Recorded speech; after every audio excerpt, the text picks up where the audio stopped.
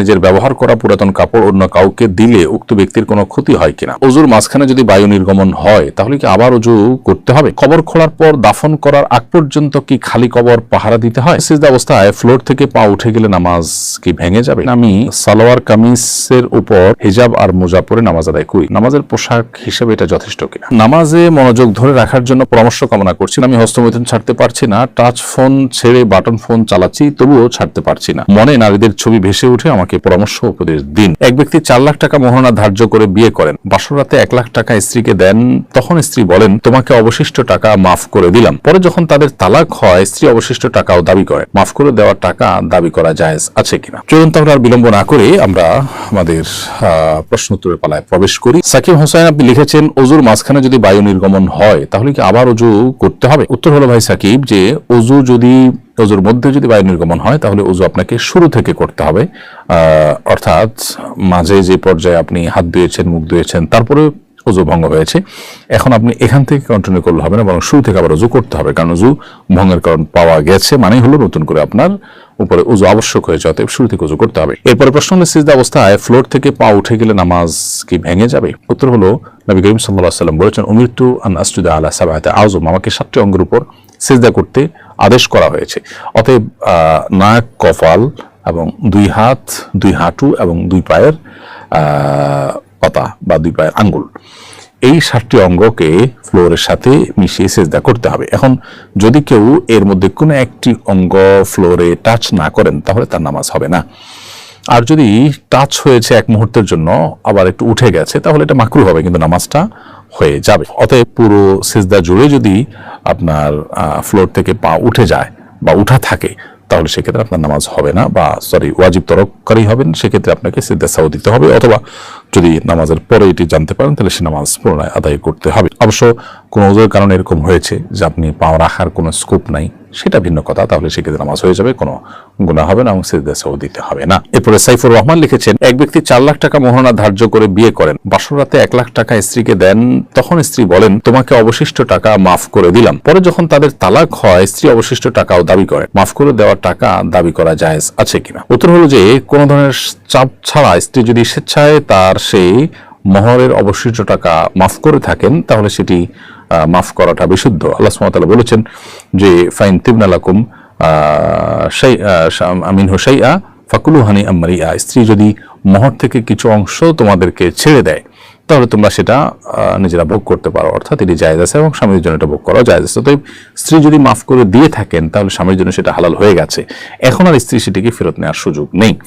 তবে যদি এমন হয় যে স্ত্রীকে বা কোনো একটা পরিবেশ তৈরি করে স্ত্রীর কাছ থেকে এটা আদায় করা হয়েছে, স্ত্রী সন্তুষ্ট ছিলেন না, তাহলে সেক্ষেত্রে স্বামীর জন্য এটা ভোগ করা জায়েজ নয়। আর স্ত্রী স্বেচ্ছায় নিজে থেকে তিনি খুশি হয়ে মাফ করে দিয়েছেন, সেটা মাফ হয়ে গেছে এবং এটা পুনরায় দাবি করবার সুযোগ নেই। এরপর এমডি আলামিন হোসেন আপনি লিখেছেন কবর খোলার পর দাফন করার আগ পর্যন্ত কি খালি কবর পাহারা দিতে হয়। উত্তর হলো না, এমন কোনো কথা নেই যে খালি কবর পাহারা দিতে হবে, এরকম কোনো বাধ্যবাধকতা শরীয়তে কোথাও উল্লেখ হয়নি।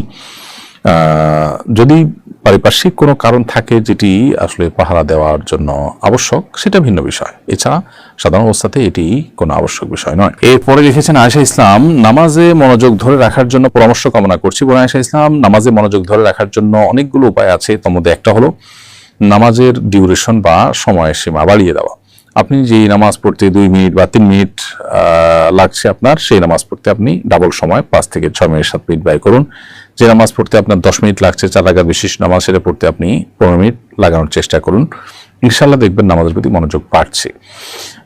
রুকুতে আপনি সচরাচর যে পরিমাণ সময় দেন তার চেয়ে বেশি সময় দেওয়ার চেষ্টা করেন, রুকু থেকে উঠে যে পরিমাণ অপেক্ষা করেন তার চেয়ে বেশি অপেক্ষা করেন, এভাবে আপনার নামাজের সময়সীমাকে বাড়িয়ে দিলে ইনশাআল্লাহ বিদিনিল্লাহ আপনার নামাজের প্রতি মনোযোগ বাড়বে। দ্বিতীয়ত, নামাজে যে দোয়া, জিকির এবং আল্লাহর কাছে যে সমস্ত নিবেদনগুলো আমরা পেশ করে থাকি সেগুলোর বাংলা অর্থ যদি আমরা বুঝি এবং সেদিকে খেয়াল করার চেষ্টা করতে পারি, ইনশাআল্লাহ নামাজের মনোযোগ ধরে রাখা সহজ হবে। ফারহানা শারমিন বোন আপনি লিখেছেন আমি একজন গর্ভবতী, আমার বমি হয় আর অজু ভঙ্গের কারণ হচ্ছে মুখভর্তি বমি হয়। যদি আমার অজু অবস্থায় বমি হয়ে যায় এই অবস্থা আমার করণীয় কি, আর যতবার বমি করব ততবারই কি অজু করতে হবে? উত্তর হলো যে মুখ ভরে যদি বমি হয় তাহলে সেক্ষেত্রে আপনার অজু ভঙ্গ হয়ে যাবে, আর যদি অল্প অল্প বমি হয় তাতে অজু ভঙ্গ হবে না। তো যদি এরকম হয় যে ঘন ঘন আপনার বমি হয়, প্রত্যেকবারই মুখ ভর্তি হয়েই বমি হয়, তাহলে আপনি বমি হওয়ার পরে ওযু করে 4 রাকাত নামাজ, পুরো ওয়াক্তের মধ্যে 4 রাকাত নামাজ বা যে কয়েক রাকাত আছে ওই ওয়াক্তের নামাজ, সেই কয়েক রাকাত নামাজ পড়ার মতো সময় যদি পান, তাহলে আপনার ওযু করে আপনাকে নামাজ পড়তে হবে। আর যদি আল্লাহ মাফ করুক অনবরত এরকম বমি হতে থাকে, সাধারণত পুরো একটা ওয়াক্তের সবটুকুন সময় এভাবে অনবরত বমি আসলে হয় না, হলে মানুষ বাঁচার কথা না বা স্বাভাবিক সুস্থ থাকার কথা না। এজন্য আপনার হালকা হালকা একটু বমি হলেও ফাঁক দিয়ে নামাজ পড়ে নেবেন। আর এর জন্য যদি একবার বেশি, দুইবার বেশি, 3বার ওযু করা লাগে, তারপর সেই কষ্টটা করবেন এবং এর জন্য আল্লাহর কাছে বিনিময় কিন্তু কম পাবেন না, 3বার ওযু করার সবই আপনি লাভ করবেন। এরপরে ইনোসেন্ট নীরব আপনি আইডি থেকে লিখেছেন, আমি হস্তমৈথুন ছাড়তে পারছি না, টাচ ফোন ছেড়ে বাটন ফোন চালাচ্ছি, তবুও ছাড়তে পারছি না, মনে নারীদের ছবি ভেসে উঠে, আমাকে পরামর্শ উপদেশ দিন। প্রথম কথা হলো যে এই জাতীয় পরিস্থিতিতে নিজেকে বাঁচাবার জন্য, বিশেষ করে এই বদভ্যাস থেকে রক্ষা পাওয়ার জন্য আমাদের একটা নির্দিষ্ট সময়ের জন্য কোনো এমন পরিবেশে চলে যাওয়া উচিত যেখানে আসলে নিঃসঙ্গতার স্কোপ থাকে না, অনেক বেশি ব্যস্ততার মধ্যে সময় কাটাতে হয়, নির্জনতার স্কোপ খুব বেশি থাকে না। অতএব নিজে এই গুনাহ থেকে বাঁচার এক্সারসাইজটা সেখানে খুব ভালোভাবে হয়ে যায়।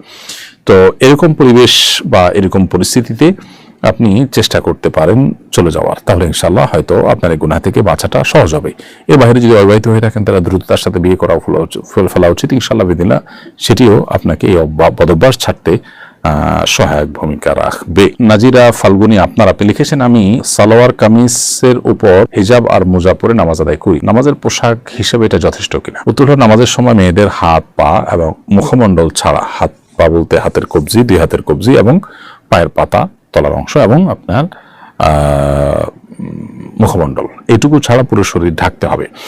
এখন এটা ঢাকার জন্য আপনি যে কোনো পোশাক যেটা ঢাকতে পারবেন সেটি জায়েজ হবে, হতে পারে সেটা মেক্সি, হতে পারে বড় কোনো একটা ওড়না বা অন্য কোনো পোশাক। তো সাধারণত যে পোশাকে হাতের পায়ের গোছা কিংবা হাতের এ অংশ কিংবা কাঁধ, গলা, বুকের কোনো অংশ বা পেটের কোনো অংশ উন্মুক্ত থাকে, সেটা পরে নামাজ পড়লে নামাজ হবে না।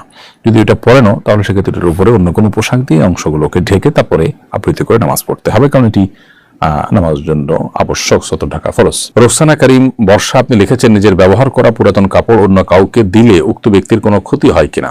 ব্যবহার করা পুরাতন কাপড় অন্য কাউকে দিলে আপনার কোনো ক্ষতি হওয়ার আপাত দৃষ্টিতে কোনো কারণ নেই।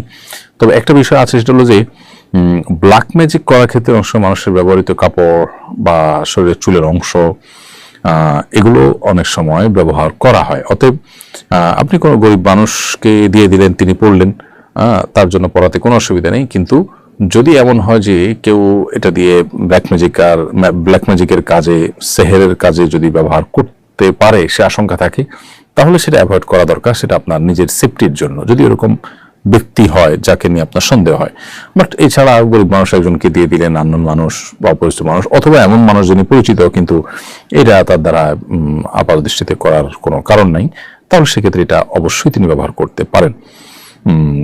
যিনি ব্যবহার করবেন তার কোনো ক্ষতি কোনো অবস্থাতে হওয়ার কোনো কারণ নেই। কাপড়ের মধ্যে কোনো লাভ ক্ষতির কিছু নেই। যদি মনে করি কেউ এরকম যে আরেকজনের ব্যবহৃত কাপড় পরলে তার অসুবিধা হবে বা ক্ষতি হবে, তাহলে সেটি এক ধরনের শিরকপূর্ণ বিশ্বাস।